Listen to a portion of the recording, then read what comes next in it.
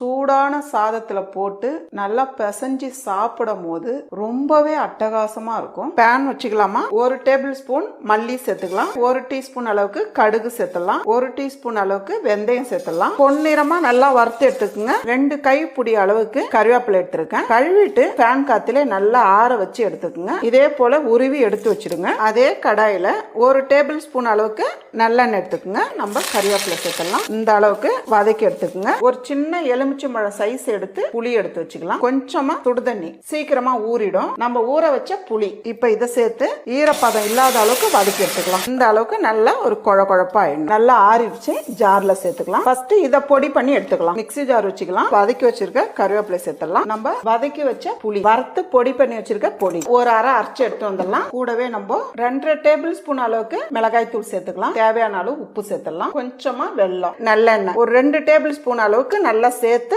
அரைச்சு எடுத்துக்கோங்க. இப்ப அதே கடாய் வச்சுக்கலாம். 3/4 கப் அளவுக்கு நல்லெண்ணெய் எடுத்துக்கலாம். 1 டீஸ்பூன் அளவுக்கு கடலை பருப்பு, 1 டீஸ்பூன் அளவுக்கு உளுந்தம் பருப்பு நல்லா செவந்து வந்துட்டோம். 3 காஞ்ச மிளகாய் கட் பண்ணாம சேர்த்துக்குங்க. 1 டீஸ்பூன் அளவுக்கு கடுகு சேர்த்துலாம். 1/4 டீஸ்பூன் அளவுக்கு பெருங்காயம் சேர்த்துலாம். கொஞ்சமா கருவேப்பிலை. இப்ப நம்ம அரைச்சு வச்சிருக்க கருவேப்பிலை தொக்கு இதுல சேர்த்துலாம். நம்ம சேர்த்திருக்க எண்ணெய் வந்து நல்லா திரிஞ்சு வரும். அது ஓரளவு வதக்கினாலே போதும். பாருங்க எவ்வளவு வழவழப்பா இருக்கு பாருங்க. நல்ல ஒரு டேஸ்டான கருவேப்பிலை தொக்கு ரெடி.